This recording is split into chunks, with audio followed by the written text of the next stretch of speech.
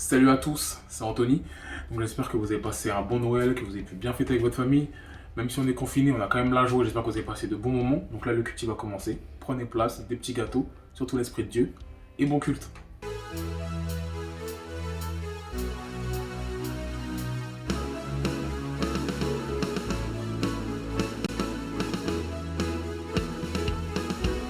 On y va!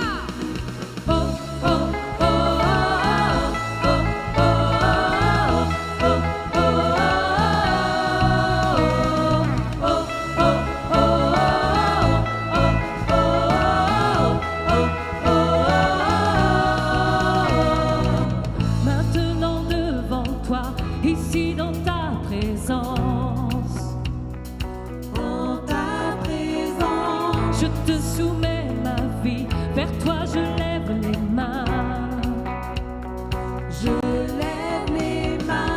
Tu m'as ouvert les yeux et tu m'as transformé. Ce feu qui brûle en moi m'a vraiment libéré. Ma vie n'est plus à moi, elle t'appartient, elle t'appartient. Tu es celui pour qui je vis pour toujours, car tu es saint, Dieu de gloire, nous voulons vivre pour toi. Ma vie n'est plus à moi, je m'abandonne et je chante.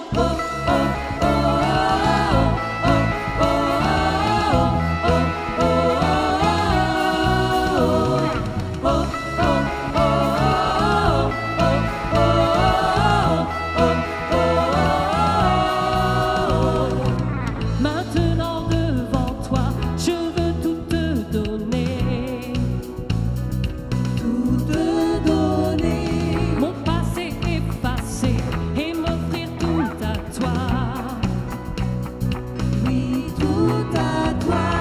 Tu es mon seul espoir, tu es ma récompense. Ce feu qui brûle en moi m'a vraiment libéré. Ma vie n'est plus à moi, elle t'appartient.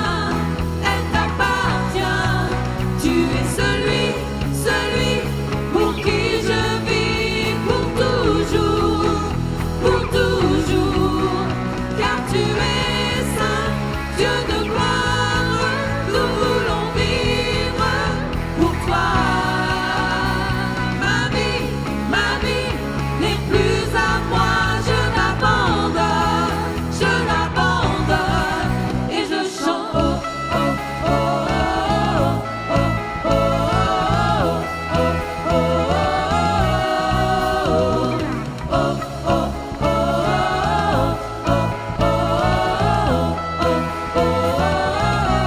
Pour un chemin, fais ta volonté dans mon cœur et chaque jour, prends ma vie, guide-moi, je suis à toi seulement.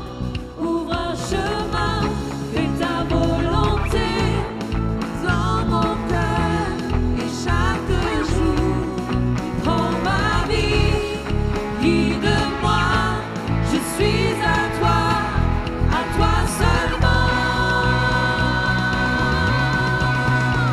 Ma vie n'est plus à moi, elle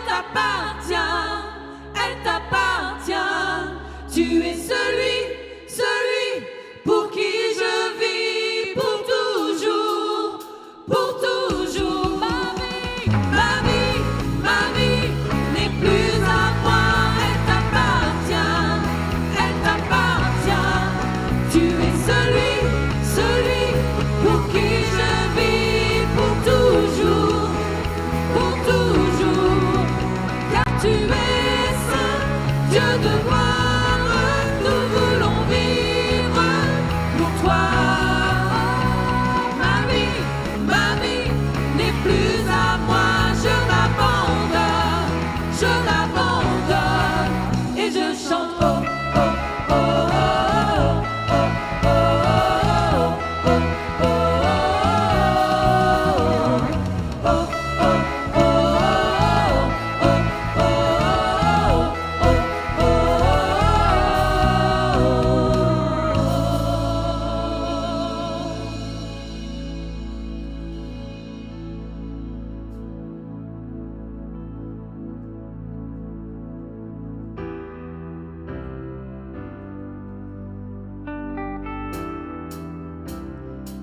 Seigneur, je veux déclarer que nous sommes ton Église.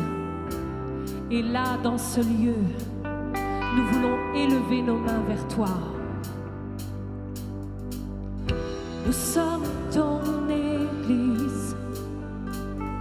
Nous sommes tes fils et tes filles, tous rassemblés pour te rencontrer.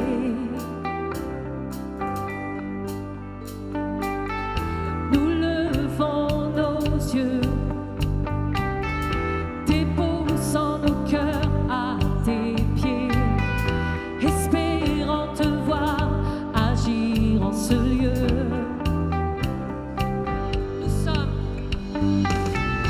Nous sommes ton Église. Nous sommes tes fils et tes filles, tous rassemblés pour te rencontrer.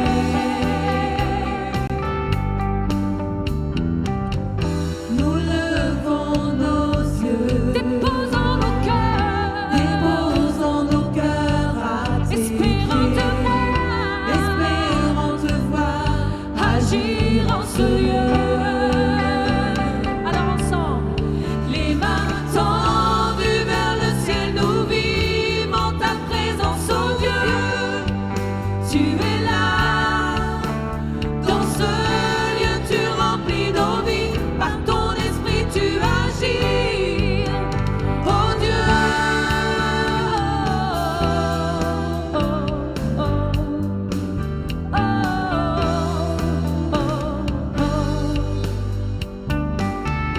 La vérité, tu es la vie, le chemin que nous suivons.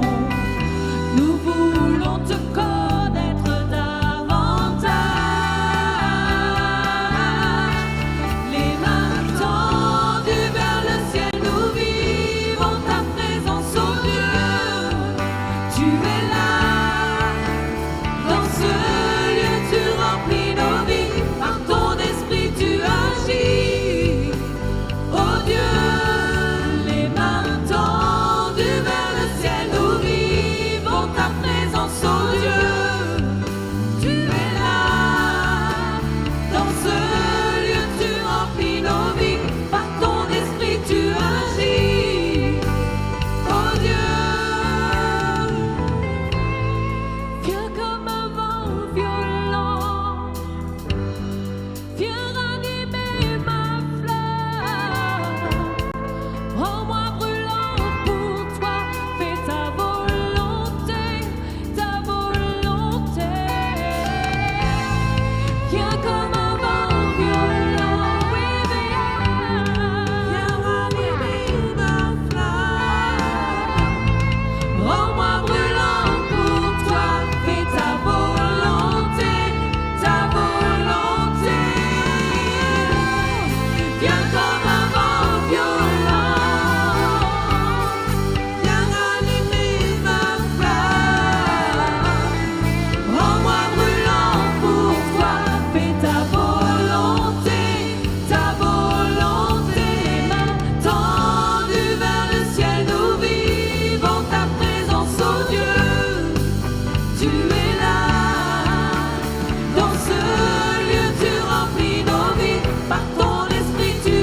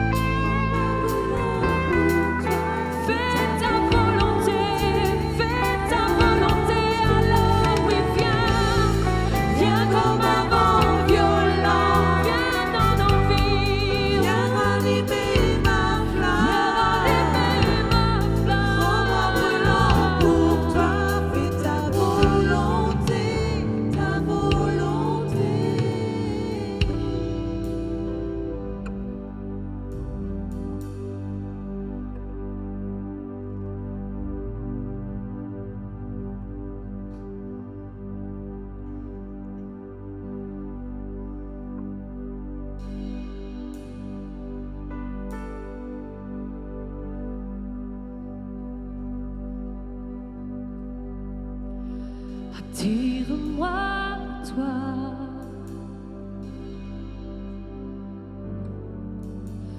Ne me laisse pas. Je veux tout abandonner et restaurer notre amitié. Tu es mon désir.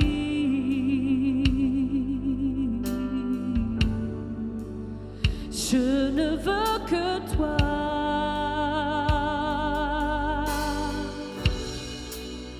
Rien ne peut te remplacer. Dans tes bras je suis rassurée. Montre-moi la voie qui me ramène à toi.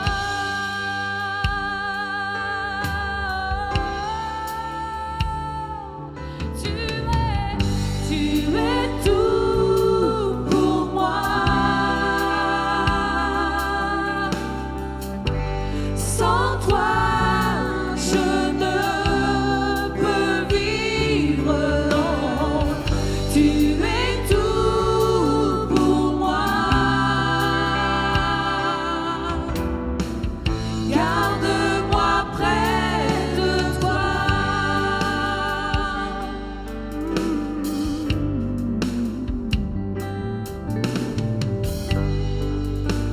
Attire-moi à toi. Attire-nous à toi. Ne me laisse pas. Je veux tout abandonner. Je veux tout abandonner. Et restaurer notre amitié. Tu es mon désir.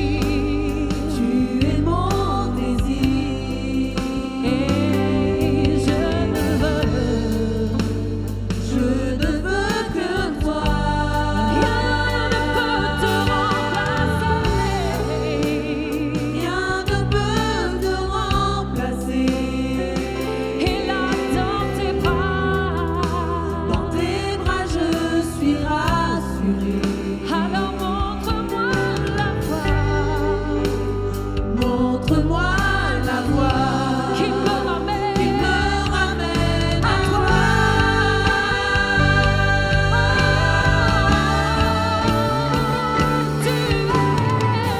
Tu es tout pour moi. Tu es tout pour moi. Sans toi, je ne peux vivre. Non, tu es tout pour moi. Garde-moi près de toi. Tu es tout pour moi. Oui, tu es tout pour moi. Sans toi, je ne peux vivre. Tu es tout pour moi. Garde-moi près de toi. Garde-moi près de toi. Que ce soit ma prière. Garde-moi près de toi. Encore une fois. Garde-moi près de toi. Oh, garde-nous. Garde-moi près de toi.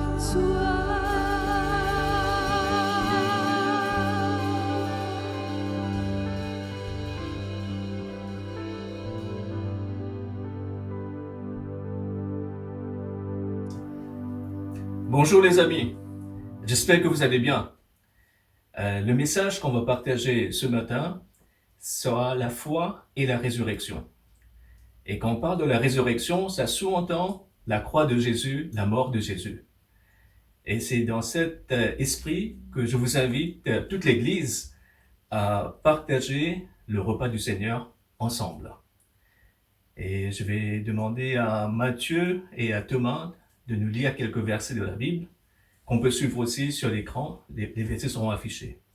Alors Matthieu va nous lire dans Matthieu 26, chapitre 26, verset 26. Alors il est écrit, pendant qu'il mangeait, Jésus prit du pain, et après avoir rendu grâce, il le rompit, et le donna aux disciples en disant, prenez, mangez, ceci est mon corps. Il prit ensuite une coupe, et après avoir rendu grâce, il la leur donna en disant, buvez-en tous, car ceci est mon sang, et le sang de l'alliance, qui est répandu pour plusieurs, pour la rémission des péchés. Je vous le dis, je ne boirai plus désormais de ce fruit de la vigne, jusqu'au jour où j'en boirai du nouveau avec vous dans le royaume de mon Père. Thomas va nous lire dans Jean 6, 32, 33. Mais Jésus leur répondit, vraiment, je vous l'assure, ce n'est pas Moïse qui vous a donné le pain du ciel, c'est mon Père qui vous a donné le pain du ciel, le vrai pain. Car le pain qui vient de Dieu, c'est celui qui descend du ciel et qui donne la vie au monde. Amen. Donc, la Sainte Seine, le repas du Seigneur, on le prend en mémoire de ce que Jésus a fait pour nous. Il est mort sur la croix, il est ressuscité, et on le fait en mémoire de ce qu'il a fait. La deuxième chose, ce que la Bible nous dit, Jésus a partagé ce repas avec ses disciples, ceux qui ont partagé son intimité, une vie intime avec lui. Et donc, la Sainte Seine est réservée à ceux qui ont accepté Jésus dans leur cœur, qui ont une relation personnelle avec lui. Alors, Myriam va prier pour le pain, et moi je vais prier pour le vin. J'espère que vous avez déjà préparé le pain et le vin, et nous allons le prendre ensemble après la prière. Vas-y, Mimi. Seigneur, nous voulons te remercier. Comme toi, Seigneur, tu as rendu grâce avant de donner ce pain à tes disciples. Nous voulons aussi rendre grâce. Et nous voulons te remercier pour ton corps brisé pour chacun d'entre nous. Merci pour ce prix payé et merci parce que tu as eu la victoire, Seigneur. Amen. Amen. On peut prendre le pain. Voilà.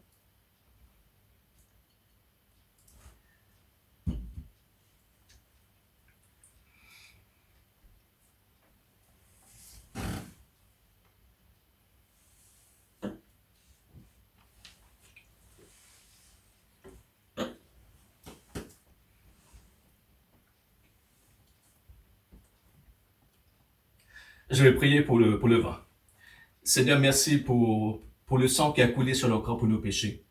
C'est le sang qui a brisé la puissance du péché, qui a brisé la puissance, qui a brisé nos chaînes. Et maintenant, nous sommes libres. Nous sommes libres en toi, Seigneur. Nous voulons te dire merci parce que c'est ton sang qui nous purifie, c'est ton sang qui nous lave, c'est ton sang, Seigneur, qui nous donne la force, c'est ton sang, Seigneur, qui nous protège. Alors, nous voulons vraiment te dire que nous sommes reconnaissants envers toi, Seigneur. Merci pour la croix, merci pour ta résurrection. Maintenant, on peut vivre une nouvelle vie avec toi, car nous avons une nouvelle nature, la nature de Dieu.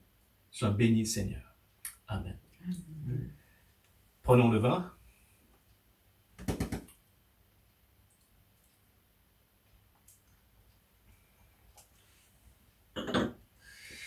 Je vais terminer en vous disant, comme Thomas a lu, c'est pas Moïse qui a donné le vrai pain du ciel, c'est Dieu qui nous a donné le vrai pain du ciel qui est descendu, qui est Jésus.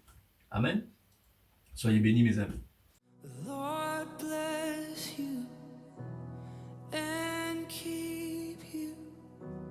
Make his face shine upon you and be gracious to you. The Lord turn his face toward you and give you peace.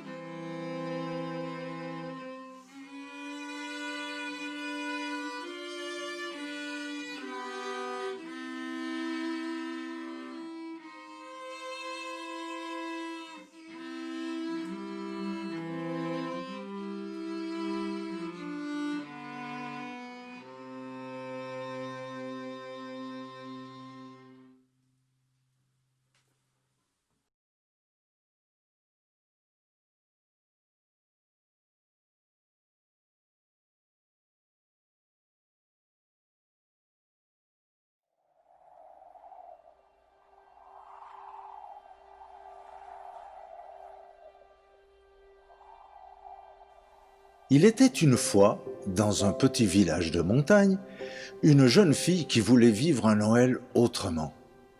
Les lumières, le Père Noël et ses cadeaux, les repas interminables, ça fait partie des habitudes. Elle participait bien à tout cela, mais malgré la surprise et la joie qu'apportent les cadeaux, le sapin qui scintille et l'abondance de mets succulents, elle restait toujours sur sa faim, si l'on peut dire. Car elle avait faim d'autre chose. Faim d'un autre Noël. Faim d'un Noël qui rassasie le cœur et remplit les yeux d'étincelles et de lumière. Mais elle n'avait pas trouvé cette lumière éclatante qui met une joie profonde dans le cœur. Une joie qui demeure même lorsque la fête est terminée. En effet, les années précédentes, sitôt le nouvel an arrivé, le sapin enlevé, les guirlandes rangées et les cadeaux étrenés, elle retombait dans une vie fade et sans saveur, comme si rien ne s'était passé. Retomber dans la grisaille de la vie quotidienne l'angoissait à l'avance. Cette année, elle s'était juré que ça ne se passerait plus ainsi. Se promenant sur la place du village, elle vit une maison éclairée avec des petites bougies. Elle s'approcha. Cette maison n'était pas comme les autres maisons, avec des guirlandes partout. Seulement une bougie sur chaque fenêtre brillait dans la nuit qui tombait. Intriguée par cette décoration presque insignifiante, elle découvrit à côté de chacune des bougies un petit rouleau de papier comme un message secret. Un peu gênée, mais curieuse, elle ne put résister au désir de lire ce mystérieux parchemin. Elle déroula le premier et lut « Le peuple qui marchait dans la nuit voit une grande lumière. Pour ceux qui vivent dans le pays de l'obscurité, une lumière se met à briller. » Étonnée, elle saisit un deuxième rouleau. « N'ayez pas peur, je viens vous annoncer une bonne nouvelle qui sera pour tout le peuple un grand sujet de joie. » En lisant ces mots, elle sentit monter en elle une vague de joie, comme une réponse à son attente secrète. Elle s'avança vers la troisième bougie et lut le troisième message déposé sur la fenêtre. « Car un enfant nous est né, un fils nous est donné, il a reçu l'autorité d'un roi pour arracher le peuple au pouvoir qui pèse sur lui. C'est le libérateur. » À la fois troublée et bouleversée, elle se dirigea d'un pas décidé vers la porte de cette maison. Ces paroles avaient éveillé en elle une soif de comprendre le sens profond de ce message. Elle sentait dans son cœur qu'elle vivait un moment important, comme si un mystère allait lui être révélé. Le cœur battant, elle frappa 3 petits coups. Une dame souriante vint lui ouvrir. « Bonjour, soyez la bienvenue, nous vous attendions. »« Vous m'attendiez ?» dit-elle toute surprise. « Oui, pour nous, Noël, c'est la venue d'un sauveur. C'est la vie de Dieu qui vient dans la vie des hommes. Le Seigneur nous a demandé de le reconnaître dans celui qui vient frapper à notre porte. Installez-vous. Vous voyez, nous avions prévu un invité de plus. » Toute surprise et émue, la jeune fille entra dans la salle à manger. La famille était réunie et une place vide avait été effectivement réservée. Ce soir-là, cette jeune fille partagea un bon repas dans une ambiance familiale paisible et joyeuse. Mais plus encore, elle découvrit que la vraie nourriture n'était pas dans les assiettes, mais dans le cœur de ceux qui l'avaient accueillie au nom d'un sauveur dont elle ne connaissait même pas le nom. Mais qui était-il pour apporter tant de joie dans cette famille et pour donner à ces personnes des cœurs si ouverts? Elle elle avait une impression bizarre et jamais encore ressentie que quelqu'un d'invisible était là, avec eux, et que c'était sa présence qui transformait l'ambiance et faisait la différence. Elle aurait souhaité ne jamais quitter ce lieu. Avant de partir, heureuse et rayonnante, la jeune fille demanda au papa : « Vous m'avez parlé d'un sauveur, mais je ne connais pas son nom. Pouvez-vous me dire qui il est ?» Et l'homme, souriant, avec un petit air réjoui, répondit : « Mais bien sûr, on l'appelle Jésus ou encore Emmanuel. Mais ce nom d'Emmanuel ne sert à rien si on ne découvre pas ce qu'il signifie. Dieu avec nous. »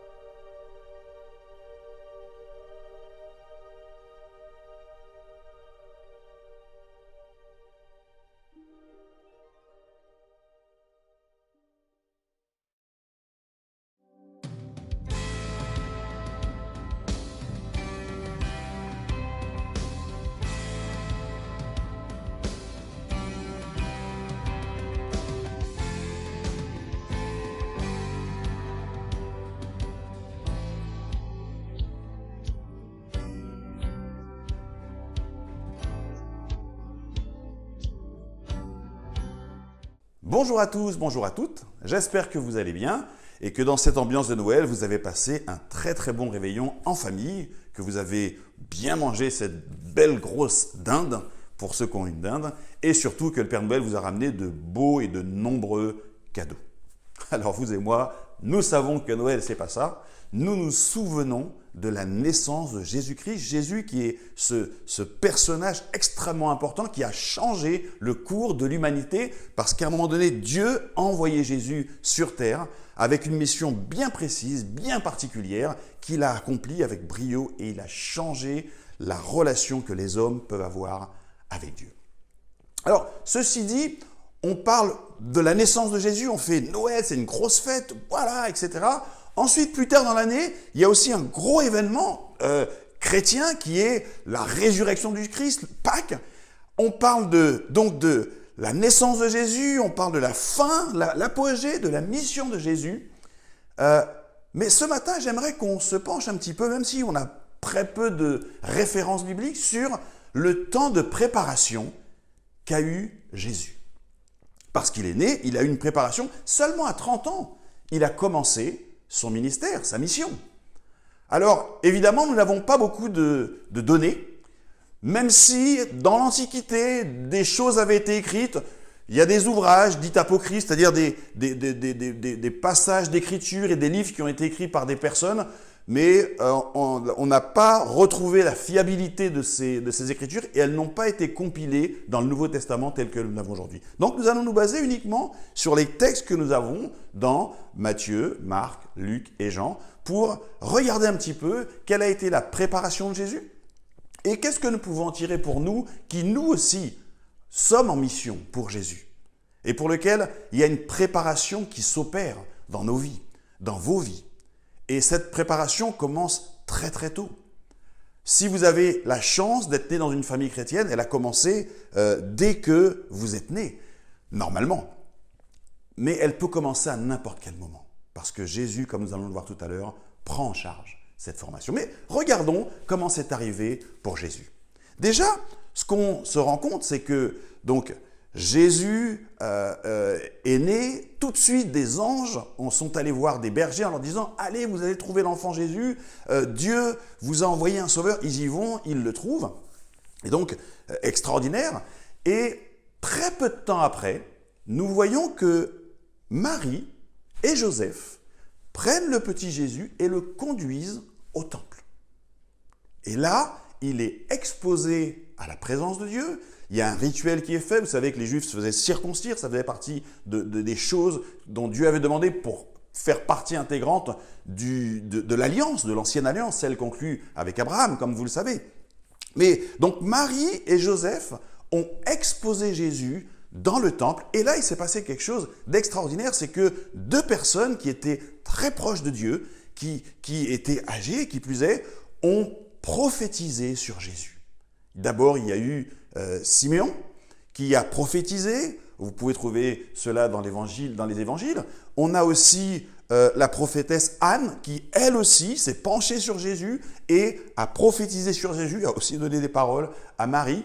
Et là, on voit que les parents ont joué un rôle prépondérant dans la préparation de Jésus pour sa mission dès son plus jeune âge. Ça nous parle à nous qui sommes parents. Et je crois que, comme Joseph et comme Marie, notre devoir, c'est de nous arranger pour que nos enfants soient exposés à la présence de Dieu et à la parole de Dieu.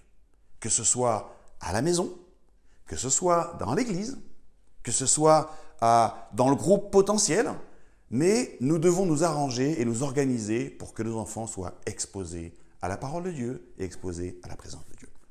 Alors ensuite, on voit quelque chose d'extraordinaire arriver. Vous savez que ces mages venus d'Orient, guidés par une étoile, et même en astronomie, on comprend le phénomène et on a réussi à retracer en faisant les cycles de la Terre. Enfin bref, en tout cas, ils sont arrivés jusqu'à l'enfant Jésus, et là, ils l'ont trouvé, ils l'ont adoré.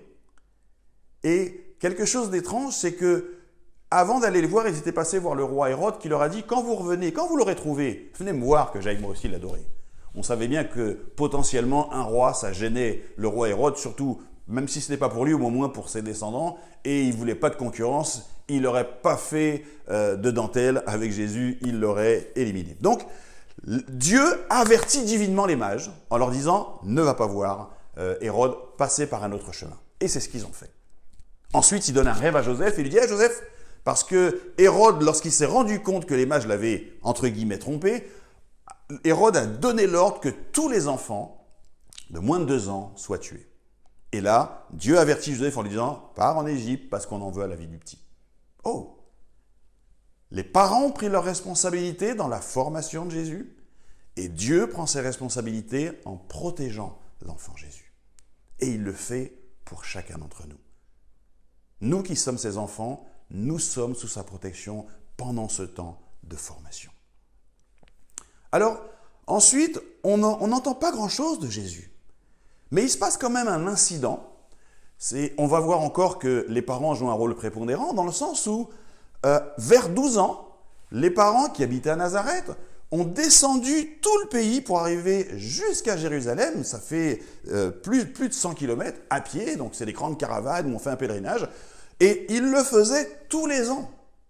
C'était le rituel, c'est ce que demandait la tradition à l'époque, la loi, la religion juive. Et les parents emmenaient l'enfant en faisant tout ce pèlerinage tous les ans pour encore une fois l'exposer à la présence de Dieu et l'exposer à la parole de Dieu et qu'il puisse être dans tous les rituels pour être en communion avec Dieu comme c'était en vigueur dans l'Ancienne Alliance. Et les parents ont bien joué leur rôle. Et il se passe quelque chose d'extraordinaire.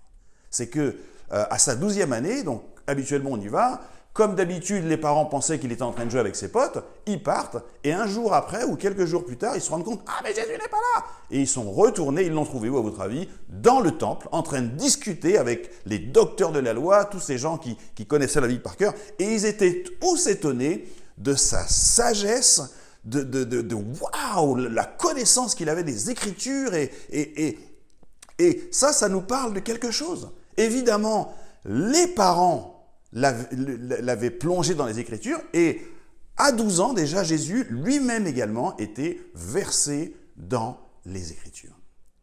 Alors, à la fin justement de cet épisode, et je vais vous le lire dans Luc au chapitre 2, donc au verset 52, il est dit que Jésus grandissait en sagesse, en taille, en grâce, devant Dieu et devant les hommes.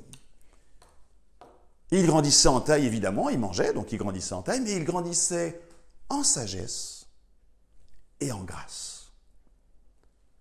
Devant Dieu et aussi devant les hommes.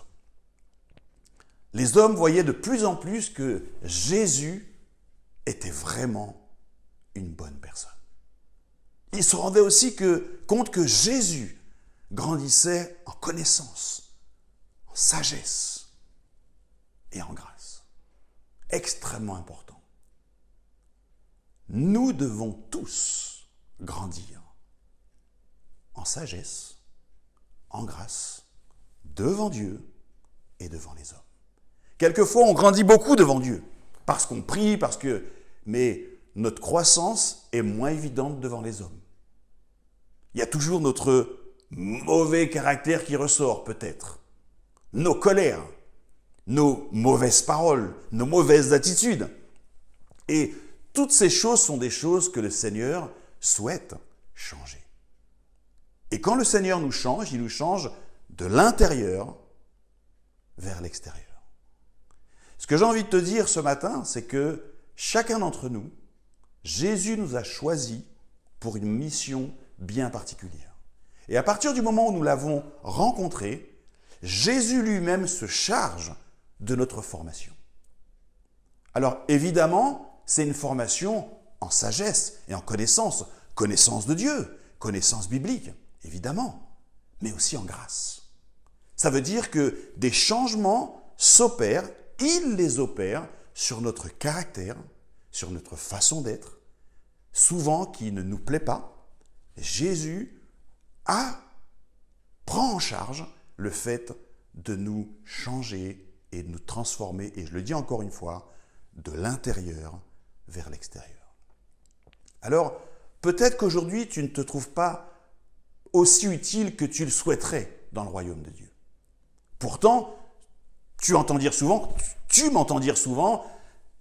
chacun, nous avons notre mission dans ce champ dans lequel le Seigneur nous a placés. J'ai envie de te dire que, évidemment, tu passes par un temps de formation. Tu passes par un temps où Jésus change des choses dans ta vie.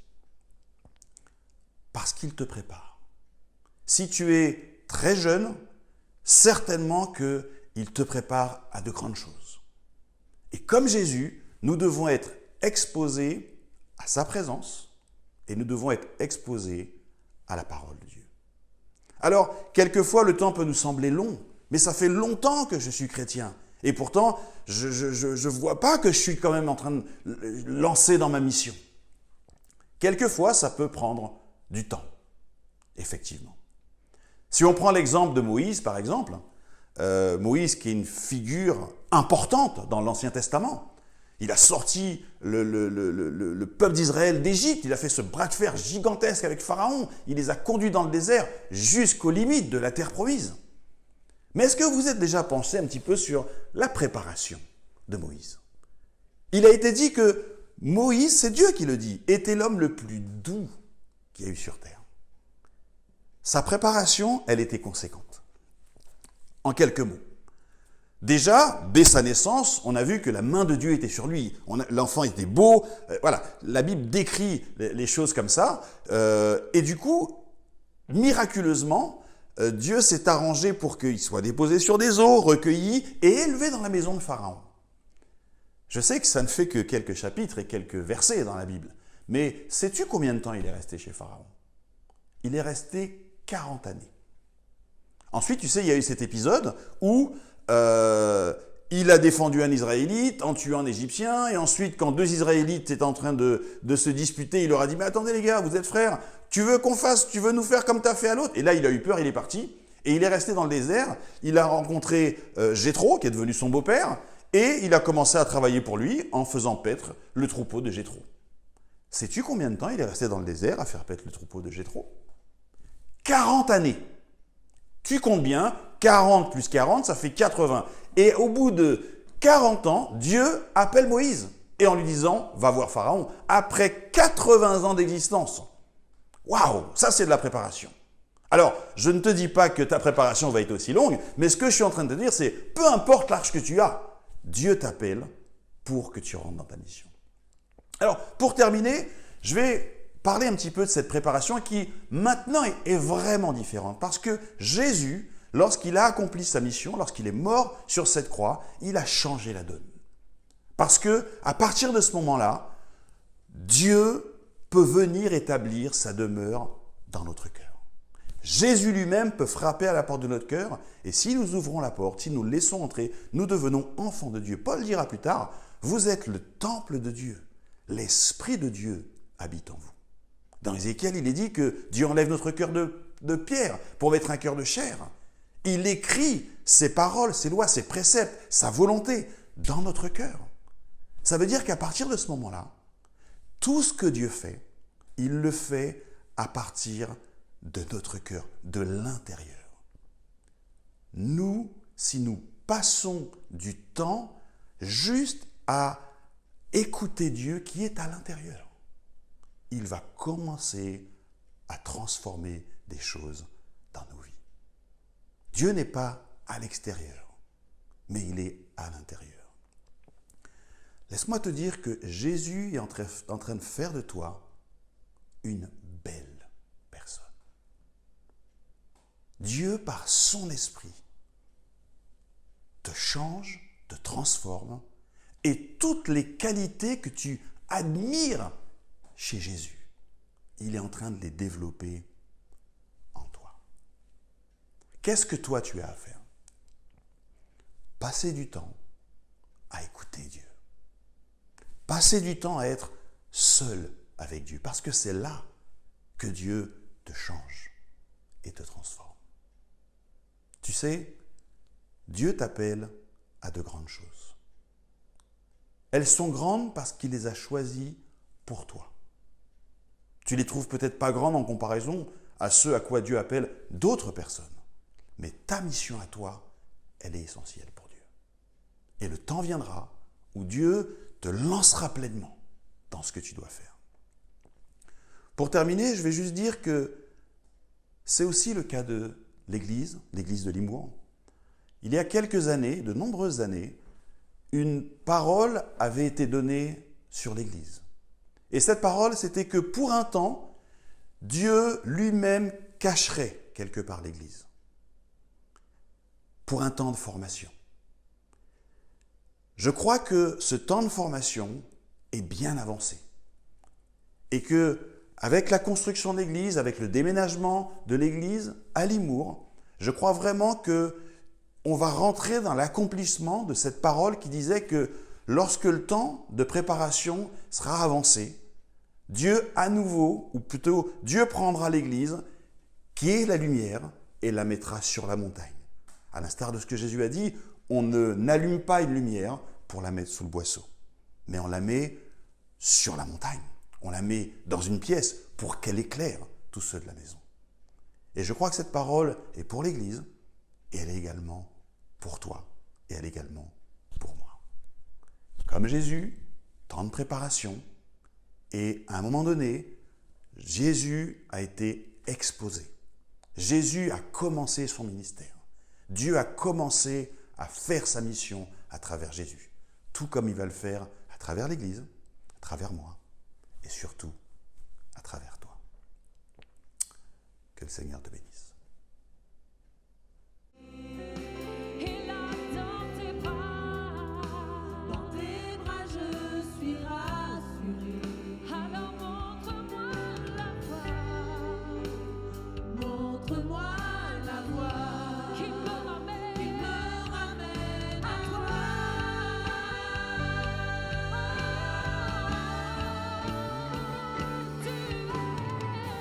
Tu es tout pour moi.